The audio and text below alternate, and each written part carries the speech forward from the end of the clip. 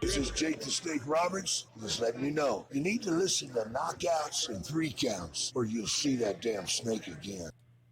Ladies and gentlemen, welcome to Knockouts and 3 Counts. Yes, sir. This is Knockouts and 3 Counts. And we're here once again with another episode of Podcast Go, live from the illustrious Podcast Detroit studios here in Royal Oak, Michigan. Sir, we had a very busy week, the both of us, man. We're going to talk about that in a little bit, but we had a special guest on the line, so let's go ahead and do our quick intros, and then we'll talk to our guests, and we'll jump into all that stuff from this past weekend after that. But, Kyle, why don't you go ahead and start us off, man? You can find me at Twitter and Instagram at Detroit Knockout, Detroit, Knokout. Make sure you're following the show at KO3C Pod, Knockouts and 3 Counts on YouTube, KO3CPod.com, all of them. We're up everywhere. Hey, Kyle, if I want to buy a house, man, what should I do? I thought we was going to go halfway through on it. But, yeah, if you're looking to buy a house, Stransky & Company Realty, Keller Williams Realty is the way to go. Stransky & Company is the real estate easy button. They are hooking you up with some of the nicest houses in Michigan. You can find them at Stransky & Company on Twitter, Instagram, and on Facebook.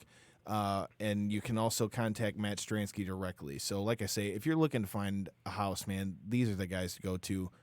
We wouldn't have them on here if we didn't believe in them. Definitely. And we'll bring them up again later on in the show. But you can find me on Twitter at Devin63. That's DEVINTHE63. You can find me on Instagram at Allstate No Sizzle. That's one word.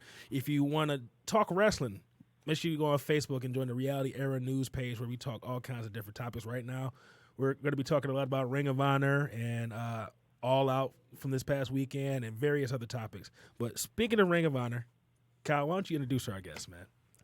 So as you guys know, you got Ring of Honor coming to Dearborn this weekend with us. We've got the muscle of Villain Enterprises. We've got the man Frankenstein. You're not lying, man. We've got PCO on the line with us. How you doing, brother, man? I'm great. How are you guys? Not too bad. Man, let me just say, man, this is truly an honor, man. I've been a fan of yours since I was a kid, man. Since I was like 7 years old, watching you back in the WWF days, and to get you on the show, man, is definitely an honor, man. So welcome to the show. All right, I really appreciate the opportunity to be part of the show and share some stories with you guys. Yeah, well, let me let the people know that Ring of Honor is going to be here this Friday, September 6th at the Ford Performing Arts Center in Dearborn, Michigan. People, go get your tickets now, and you will get to see our guests, Mr. PCO, and the rest of Villain Enterprises on that show. So make sure you go get your tickets right now so you can check out some great action this weekend. And for those of y'all that know, I'm going to be leaving the Michigan area really, really soon. So this might be one of the last opportunities to get to hang out with me, man. So what better way to hang out with your boy than, watching some Ring of Honor wrestling this Friday. So make sure you go get your tickets now. But PCO, man, so how often have you been to the Detroit area, man? Yeah, quite often. I think I was there in 2018 for an indie promotion, and I've been there like many times before with WWE, the old arena, the Joe Louis Arena, and I haven't been to the new one though. And it's been I got to hang out a little bit with Scotty Bowman and some of the players. They were real big fans of wrestling, and then we always had like a nice treatment. And I had the chance to travel besides Scotty Bowman a few times. Some some flights, and then sitting in the first class beside him, and that was fun. I mean, because we had him in Montreal before, so for me, it was a huge honor. So yeah, I was about to say good memories. I wouldn't have pegged you as a Red Wings fan. I thought you would have been more of a Montreal Canadiens fan. Well, big. Vegas, the Knights, Vegas, I really like their team too. I really like their coach, Jared Gallant. I will always be a little bit of a Canadian fan, sort of. But there's so many great other teams. So, I mean, I'm not just like one club, I got a few clubs that I like. Okay. So you mentioned your match here with Ring of Honor and things like that. For younger fans that may not know, you were part of the Quebecers for years with WWE and WCW and various other places. Now that you're back here with Ring of Honor, give us a little bit of a look into what was it that brought you back? What made you come out of retirement, come back to Ring of Honor, and how did the whole PCO character come about? Yeah, actually, I never really did properly retire. I was just doing a radio show. I think it was in 2011 here in Montreal. I never thought that would make it to whatever Wikipedia, or I don't know where you guys get the news that I had retired at one point in my career. But the fact of the matter is that when I was like 12, 13, 14, had like a huge ambition, a major goal. I really wanted to impact the wrestling business on quite a big scale. And at one point, they became the WWE Tag Team Champions 3 times. So I felt like I was on my way of, getting to my goal, to achieving my goal. And then after that, I had like probably almost a year, 8 months undefeated as Jean-Pierre Lafitte, which was a pirate in WWE, still Yes, sir.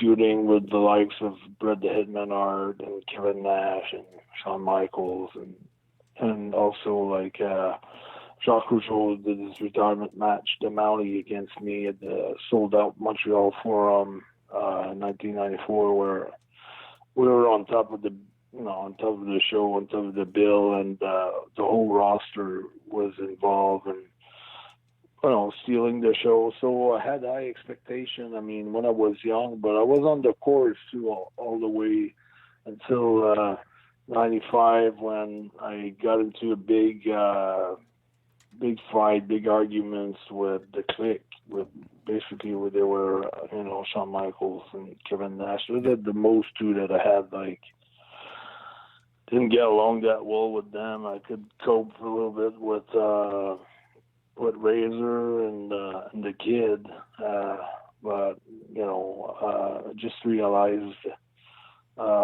just after that, when everything started to go down south for me and everything went wrong, and I had some tough time in the business, and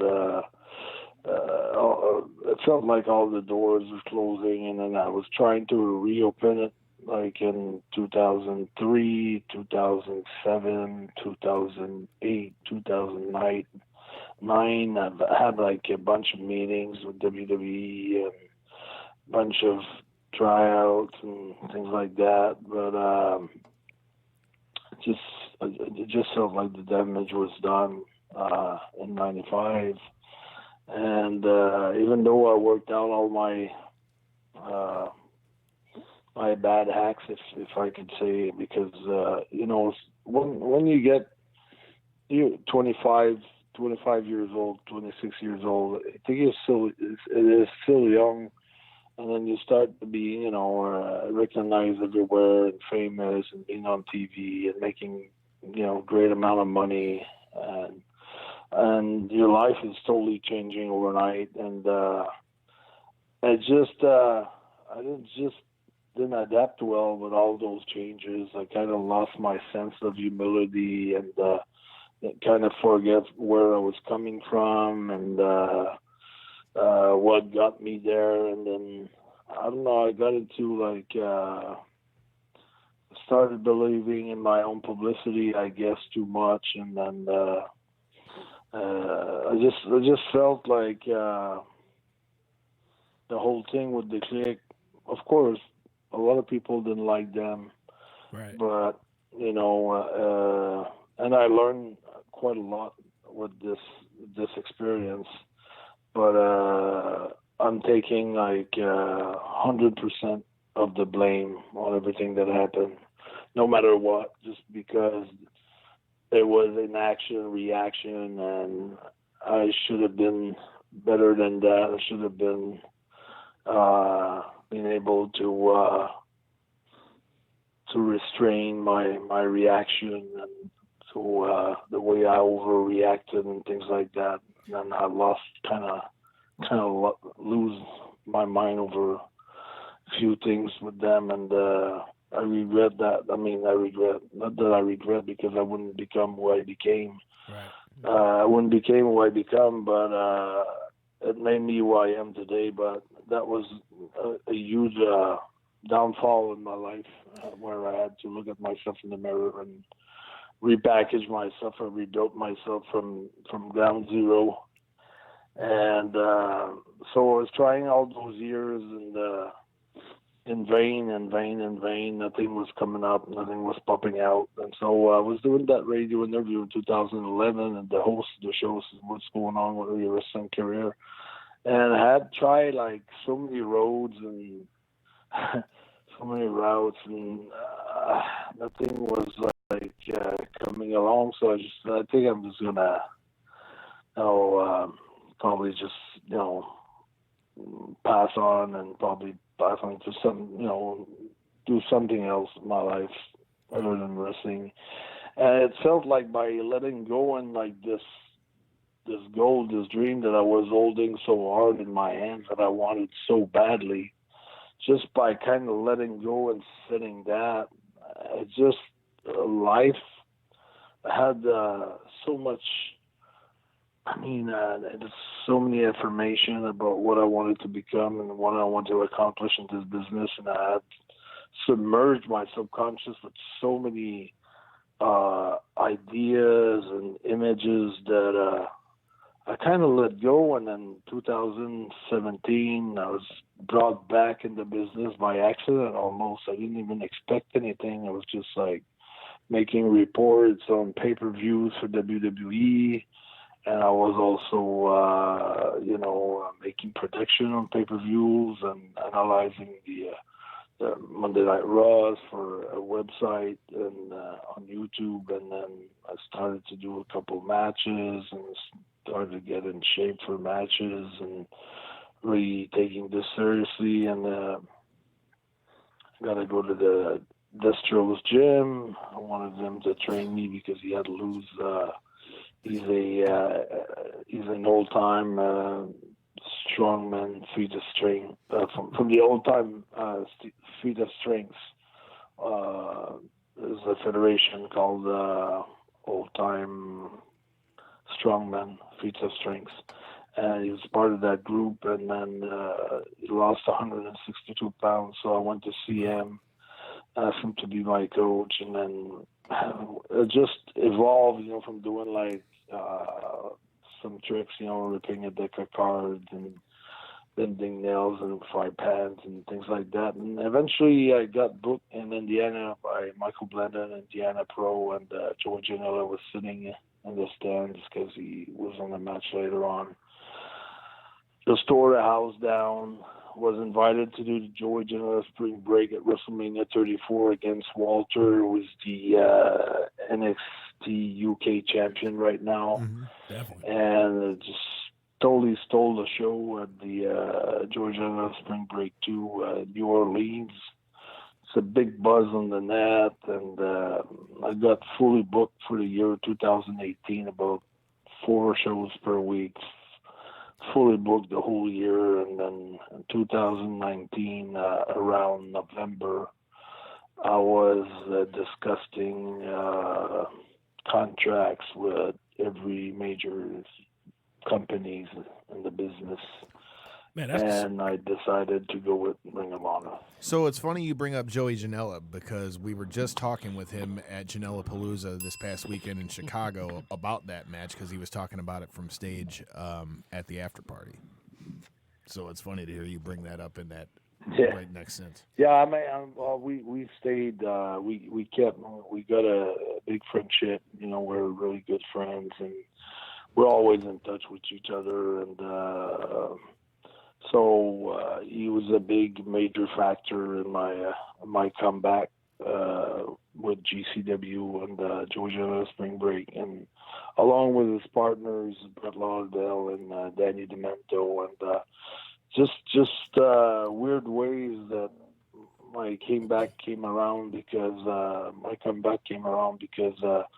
I have worked in 2008 with Marty Skrull and Nick Aldis in England, and I've wrestled, I think it was in 2009 with Danny Demento in Lewiston, Maine and New Jersey for Indies.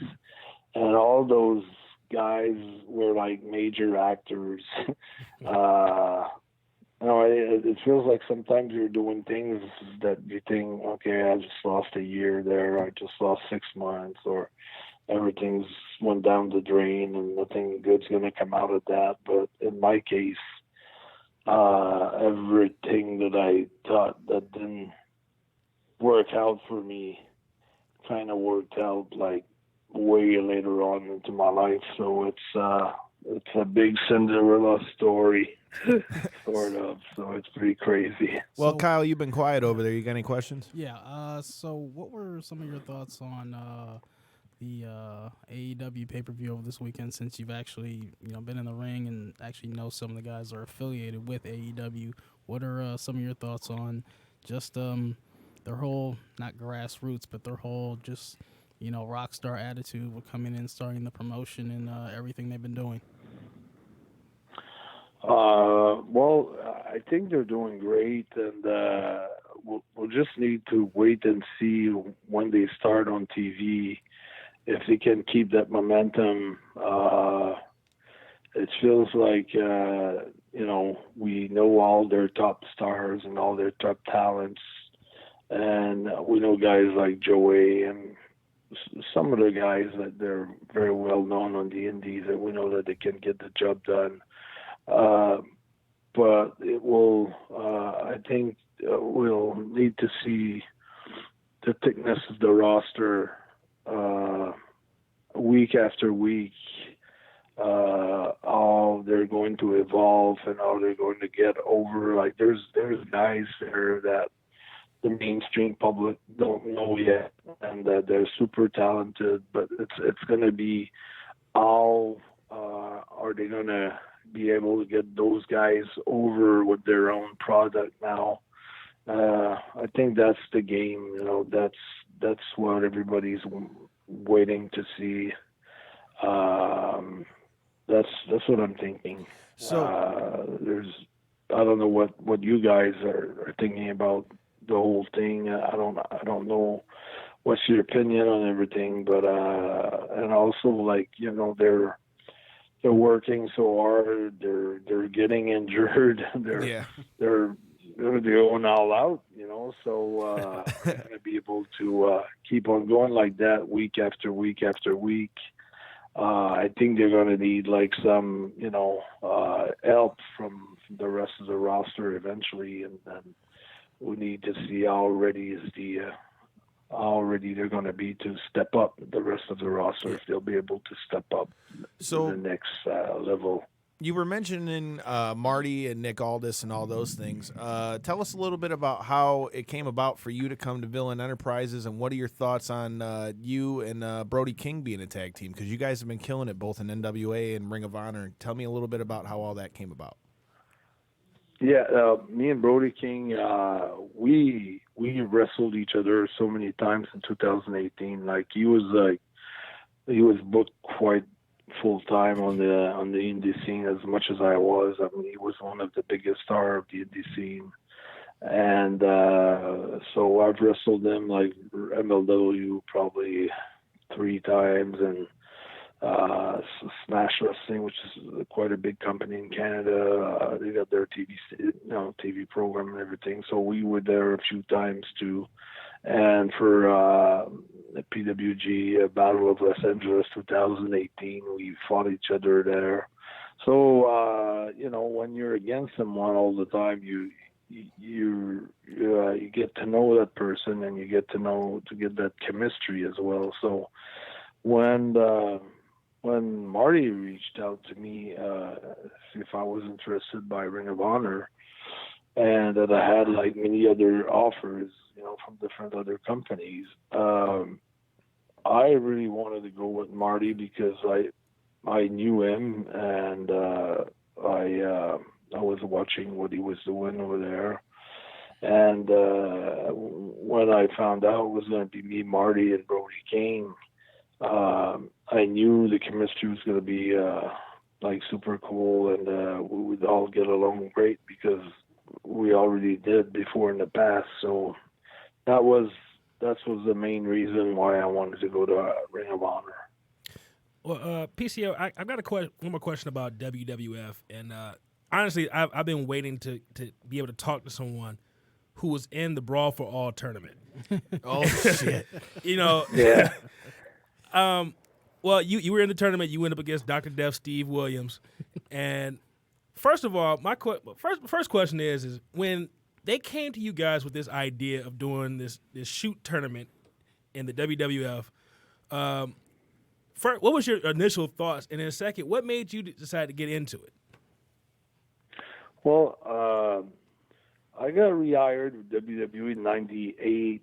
For '98, I signed a 4-year contract at '98, '99, and then. But WWE, they always have some windows, in their contract. It's 4 years, but there's always some months where they can decide to apply a cause or something that if they don't want to. Anyways, so '98, I did the whole year with Jacques, and then after that they let him go after that year, and they kept me for '99, but they weren't doing anything with me. So out of the blue, I just got a phone call from Bruce Pritchard saying that Vince just had a great idea for myself. And I got super excited. I said, oh, yeah, what is it? And I said, it's going to be 16 guys. It's going to be shoot, fight, takedowns and boxing gloves and 20-ounce boxing glove. And then the winner, if he wins everything, he's got $200,000. You get paid like $5,000 per match, semifinal and final and things like that, quarterfinals. You had amount of money everywhere, basically. So he said, are you in? Are you out? Do you want whatever? So I said, yeah, I'm in. So they just called me like a week before the whole tournament was starting. They have no time to get ready for that. Wow. I didn't even know back then what the takedown was or how to take someone down. It was like I was totally like in Canada, it was not much about amateur wrestling, other if you went to amateur wrestling, but it was not part of growing in wrestling like it is in the States, like high school and college and things like that. So wait, do you have? I didn't know much about that. Do you have any kind of do you have any kind of martial arts background at all, or any boxing or anything like that? Not at the time. Not in I think it was 98 or 99. I don't know. I think it was 1999.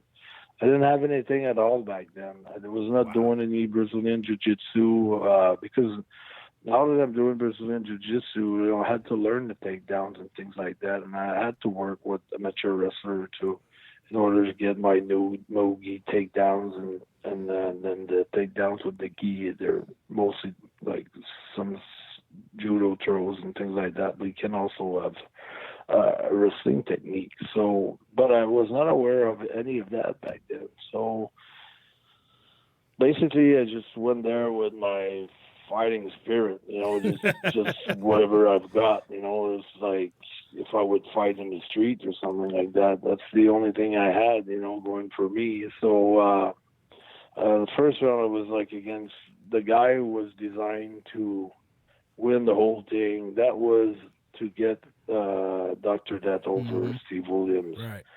But the whole tournament started on a bet between Bradshaw and Bruce Pritchard in a bar, where Bradshaw was saying that if he was put in real fight, he would clean the whole dressing room. He would win the whole thing. So I guess Brett went to Vince and they discussed that and decided to go with that, thinking that Dr. Death would win the whole thing because he was a 4-time All-American in wrestling, and he had played for the Oakland Raiders in the NFL football as a lineman.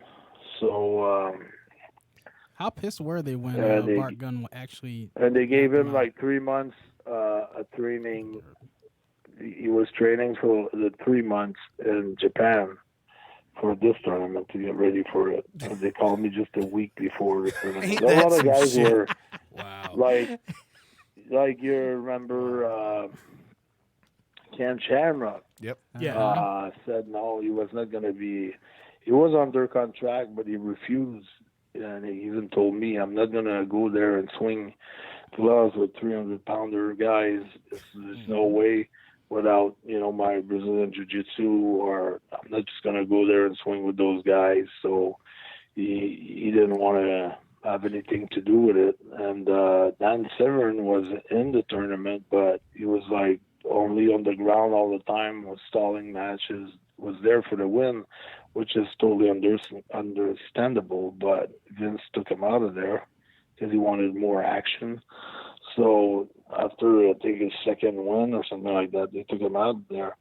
And my first fight was against Dr. Det. So Dr. Det was good friends with the Road Warriors back then. So my Extreme Hawk, just before the fight, came up to me, said,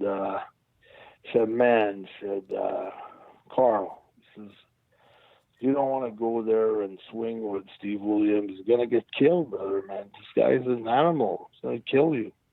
I said, he says, Steve's going to tag you. You just take a dive and you pick up your 5G, and that's it.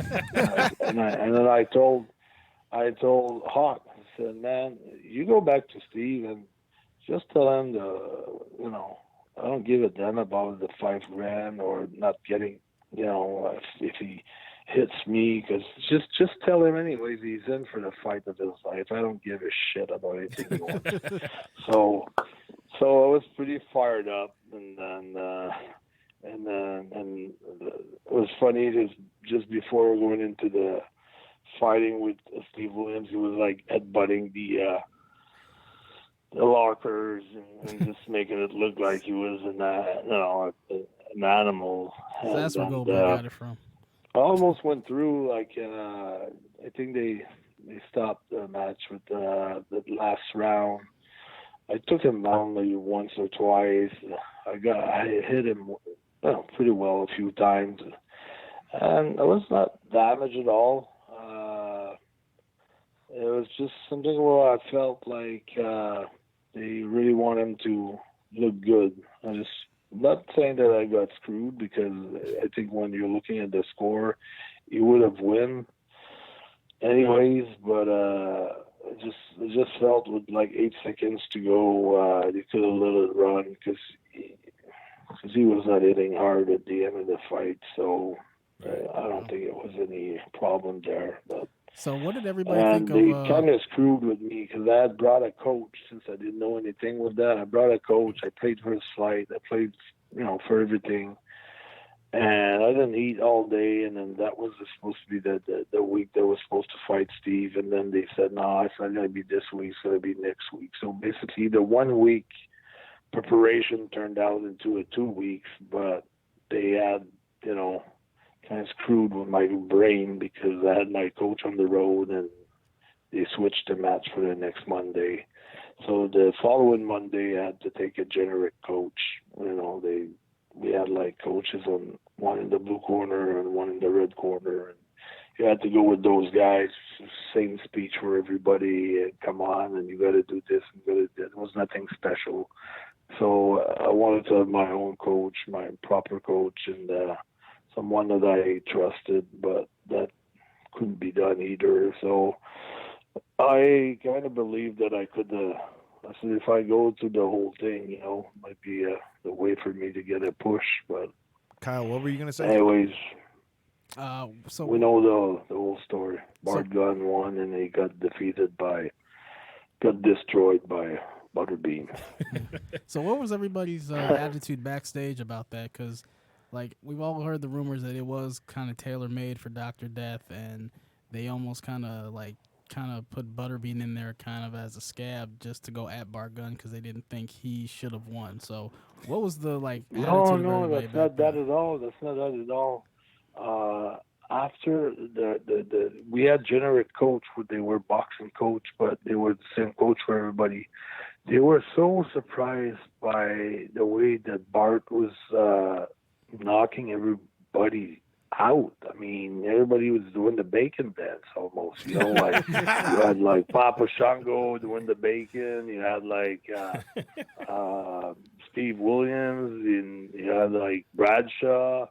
They were like fried on the ring, So they started to believe in their own thing, saying, okay, now the big matchup's going to be Bart Gunn against Mike Tyson. So in the WWE magazine, you had like big pages saying, can Bart Gunn defeat Mike Tyson? So that was the plan.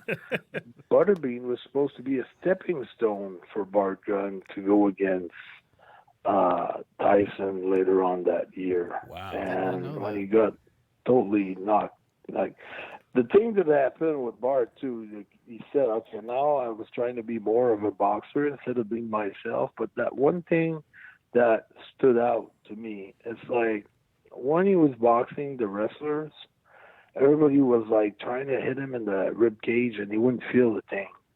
But as soon as Butterbean put all his weight there in that rib cage that was wide open, he felt it, and then he went kind of down, and then his jaw was all open for the hook, and that was one in the ribs and a big hook in 12 seconds that was all folded and done.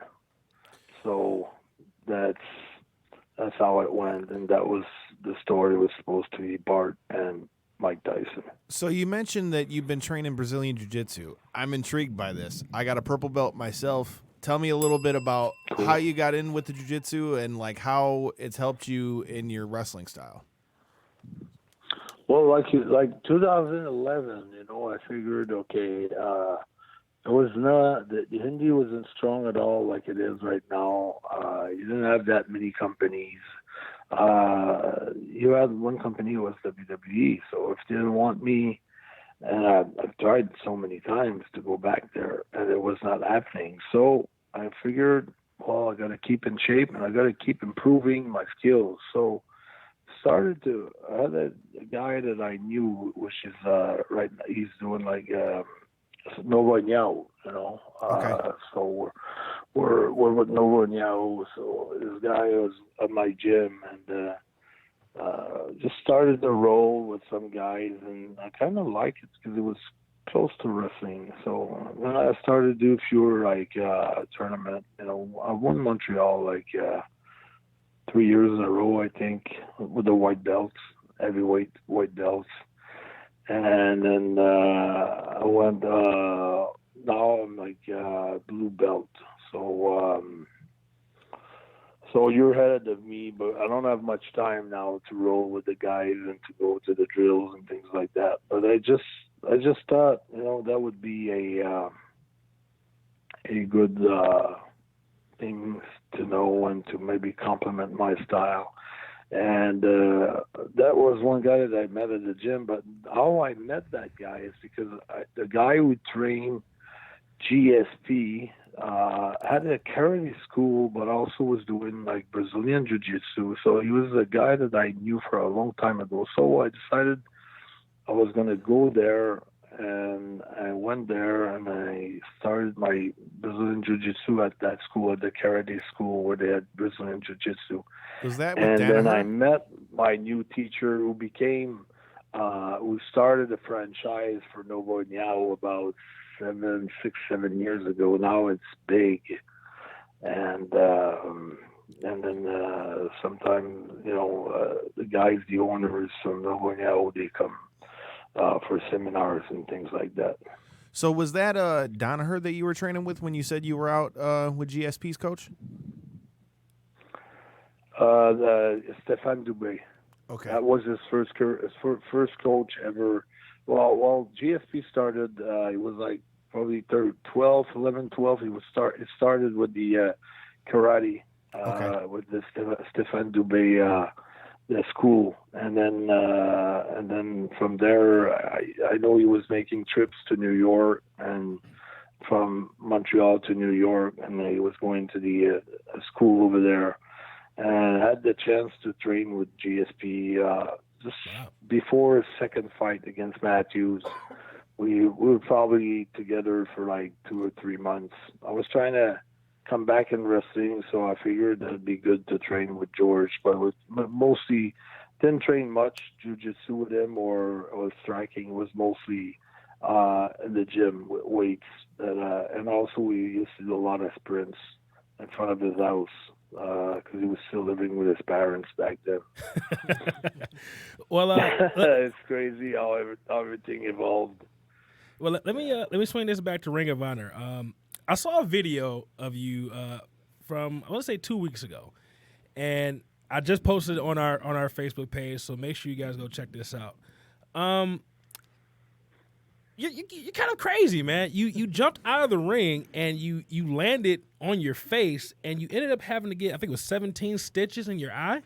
Yeah, 17 stitches. Yeah. So, why are you doing this, sir? Because it was never done before.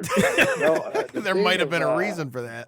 We're discussing the character one day with Astro, who's my creator, my manager, and the guy who trains me. He's so creative as well, because he's the one who came up with the Frankenstein gimmick. Because I was doing shooting promos for different indie promotions, and he was holding on to the camera, and then he said, "There's something missing in your style." So we're training my hands and my strengths and everything for my hands. So it showed me how to do a deck of cards and a roll of fry pan and bending nails.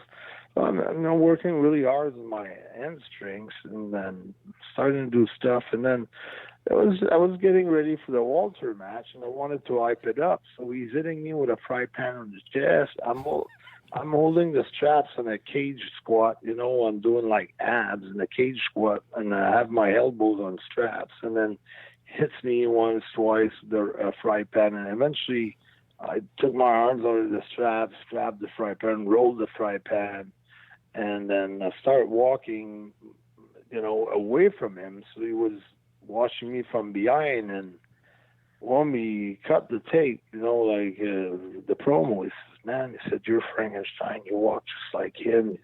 You move like him, and then you are Frankenstein." He didn't. So I felt that's an ugly guy though, but that's a cool character. I really like that. I would never said, I would want to be Frankenstein before, but I think now it fits with the age of the character and everything, and I know what I can do. I know I can harden my body, and I always wanted to use my body as a weapon to get to my opponent in order to get him down. I don't mind if I have to injure me on the process. That's my character that I always wanted to be. And now with the Frankenstein character, which is an extension of totally myself, I can do that, and it works. So what happened with the 17 stitches is that's why I reposted this week on the Twitter and all the social medias, because you hear Jan Riccaboni saying, "He's got an electrical malfunction," because I'm starting to hold my hands because I got reborn with the electricity and things like that, with cable jumpers and a car battery, and right. I got boosted and I got reborn like that. And right. If I go out of juice or something, then they just need to reboost me and things like that. So. And sometimes it's like the cores inside are mixing up, because Destro is like a doctor that doesn't have a license. He does the best that he can do, and he's kind of he's great, but he's not that good. He makes mistakes sometimes, and he's trying to perform the monster to the best. That's why it's Perfect Creation 1. But sometimes malfunctions do happen, and I think it was I've done it in Toronto against Matt Taven, and the crowd really enjoyed it. and I did it in Atlanta. Well, the thing that I didn't know was like usually there's two sets of mattress, tiny mattress on the cement. There's one by the ring and there's a second one. But because the center stage on the left and the right side, they can only fit, they decided to make all equal. So they decided not to put the second mat. So while I'm flying off the air, I'm saying, "Oh, there's no mat here." So my head crushes the cement floor. I'm wide open. I'm all buzzed up, and then I decide to finish the match. But I mean, to me, this could become the new thing in wrestling. And I think the crowd will expect that all the time. It's almost like please don't do this all the time. people's elbows Please. to the rock, Please do not do this all the time. That's all I. Please don't. I will. Oh man. Hey, man, the of man's a course. savage. He's not human. From what I mean, I will, because it's such a spectacular thing. It's so out of the box. It's so different. And, Yeah, definitely and those words. there's a reason for it. I'm having a malfunction, but you'll see the crowd now when they'll see that I missed, they'll pop and they'll know that I'm gonna run on the other side, and I'll hit it, and they'll go crazy for it. And I just can see that thing growing and growing so big. And I will keep on doing it for sure. Just don't land on your face this next time, okay? That's all I ask. Well, I mean, it adds to the drama, the whole thing. Well, I mean, like you talked about with being it's so cool. I would have tried to predict something as cool as that, and I couldn't have done it. It just happened, and I'm so happy that it came around like this, because it created the move even more. Now it's implanted. Man, when you come out to the ring, man, whether it's to the just to your entrance or your matches, man. When we were in New York for Mania, man, your entrance by far was probably the dopest of that whole show. Just with you and Destro doing your thing and the electricity through the arena and all that stuff, man. So whatever you're doing, it's working. Definitely. Well, we got to cut. We're running short on time, so Mr. Campbell, we'll let you ask the last question. But before we do that, make sure you guys go out and get your tickets for Ring of Honor this Friday, September 6th, at the Ford Performing Arts Center in Dearborn, Michigan. Get your tickets now so you can see PCO and Villain Enterprises. Yeah, you can watch PCO jump and hit his face on stuff. I don't say I'm going to do it like every show, but it's going to be done like a few times during the year for sure. So my last question, occasions. Will be: Are you human? Are you human? Whack. No, he's not human. He's Frankenstein. That's all I got. Go. So ask him about Tony Stark. I don't know what it is. Well, okay. So one of our co-hosts, he's not here today. He wanted to ask about Bash the Terminator. Can you tell us about Bash? Well, it's my first tour in Japan. It was for waiting for Victor Quinones, and I got there and Bill DeMott was there, and they decided to put us together as Bash and Crash, the Terminators, and then it was just, we had a great time there. It was fun, and he came after that for a few tryouts, WWE. That I don't know why, because he was such a good worker, and for a big guy, he could move. He was so agile. So for like 2, 3, 4 tryouts, didn't work out for him. And eventually he got a good, a decent push with WCW. And then I met him again, and I always got along good with him. I got tremendous respect for him, and I think he's one of a great worker. And that's my story with Bill. So before we let you out of here, we got to ask you real quick, what are your quick thoughts on your match this Friday? We know you're facing the guys from CMLL. How do you think your crazy style is going to match up, and what do you see for you guys for Villain Enterprises? I really don't know what to expect as far as matching styles with the with the CMLL guys. I really, I think it's going to be awesome.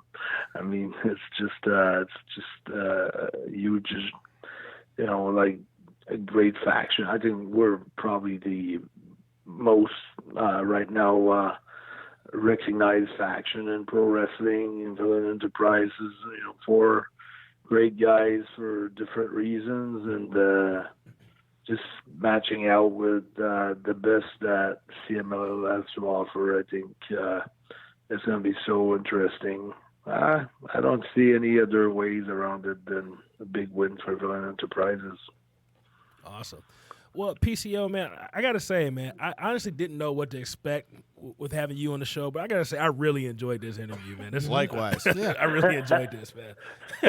Yeah, there's so many things that we could talk about that We got to I'm have so you come back. passionate about this business, about my character. I'm having fun. I'm having a blast, you know, discussing that with you guys. So when you're saying something like that, you make my day. Thank you so much. Appreciate. Well, we definitely got to have you back, man, and then we can talk more about some of the things that Bruce Pritchard has said about you. Oh man, it was cool because I got to work 2018 with Bruce for a whole year almost. So MLW, it was right? fun, you know. We reconnected, and I never mentioned anything from the past to him, but it was just a good time. So yes, so many inside stories and so many good things that I've seen and witnessed. Anytime, brothers. Appreciate it. Thanks Well, a lot. hopefully we'll link up with you this Friday. ROH Dearborn Ford Performing Arts Center. We're going to be there. You need to be there too. Well, PCO, make sure you let the people know where they can find you on social media and anything that you need to plug and let the people know about. Well, mostly it's my favorite, you know, social media platform is Twitter at PCO is not human.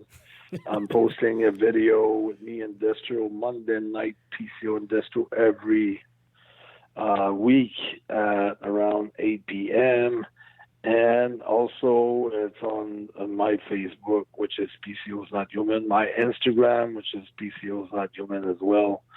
So, and on YouTube, they're all there after that on PCO Pierre Carl Willette. So, yeah, just follow me on Twitter and you'll have access to all the other platforms. So that's about it for me.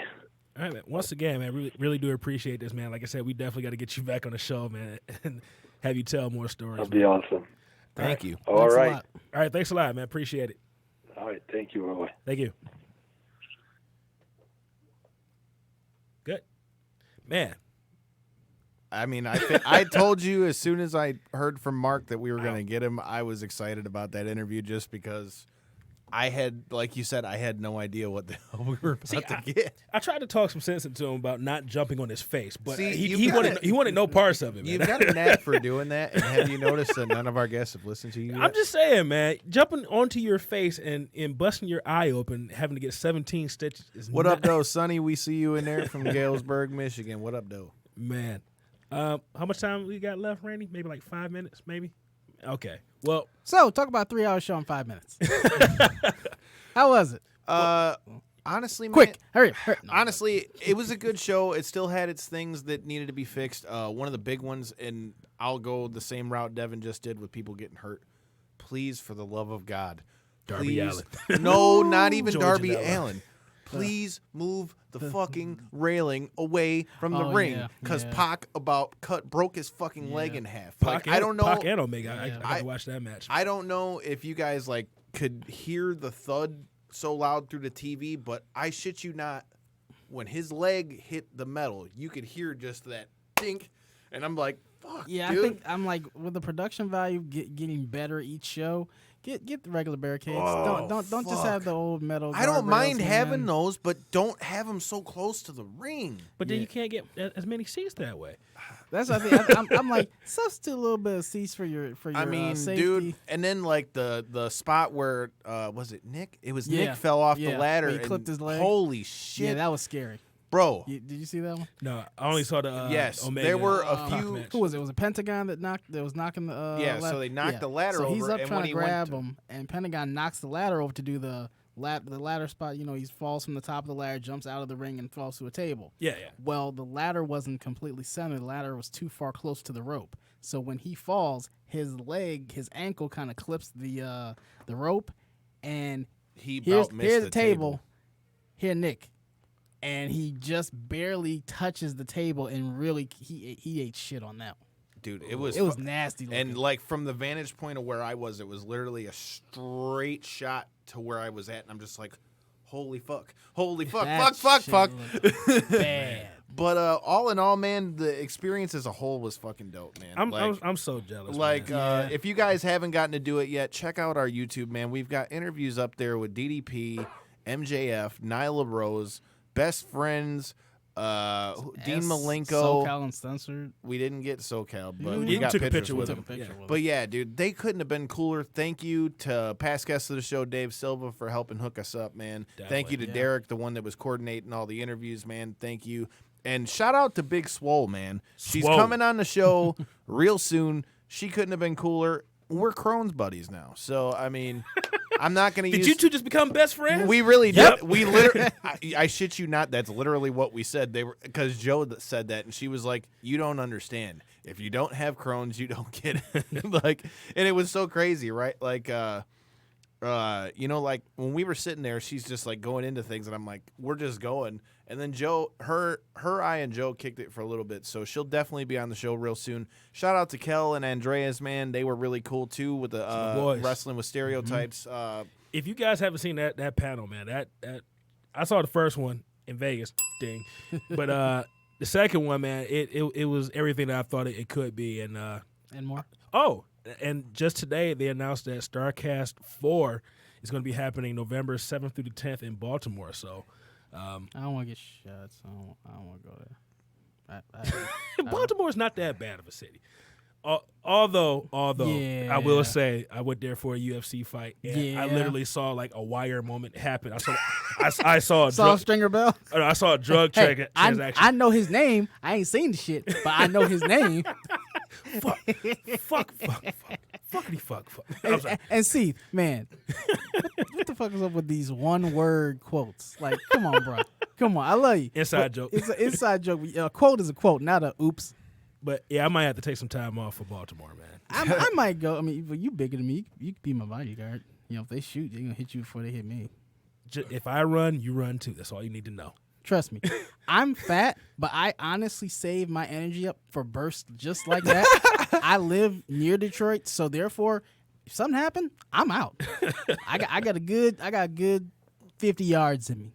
Also, man, we'd be remiss not to give a shout out to the boys from Breaking Down the Ring, man. They did their thing at StarCast as well. Great interview with ODB. Definitely. I actually listened to that at work a little. That was pretty good. Definitely. Yeah, man, she couldn't have been cooler, and holy shit, her barbecue is good, dude. Like, really? I'm not kidding. Like, it was legit, and not like they weren't like little tiny ass portions either. Like, I got the pulled pork sandwich, and that bitch was like this, bro. Wow. Like, right. I mean, it was legit. It was legitimately good. So, like, I'm not just blowing smoke. Like, for those of you listening on the podcast, his hands were a very nice distance away from each other. I'm not kidding. Like, this isn't the visual medium. I mean, for those watching on Facebook, you saw that. But for those listening on the podcast, I once caught a fish this big. And one more time before we get out of here, since I didn't have the number up with me. You can also contact our sponsor, Stransky & Company, at 248-563-9449. Like I said, Stransky & Company, all their social medias, as well as if you want to send them an email, admin@stranskyandcompany.com. Follow them on all their social medias. And like I said, man, they're the real estate. How do you spell Stransky? STRANSKY. All right, just wanted to make sure so people can find them. And buy a house, people. Buy houses from them. Shit. Definitely. You can buy a house. And they got. We're getting ready to go to a recession. You can buy a house. Look, dude, we've been sharing out the houses they're putting out. Like, they're putting nice house. Yeah, man. If I could afford a house, I mean, who can't? So get a house from them. Definitely. Yeah.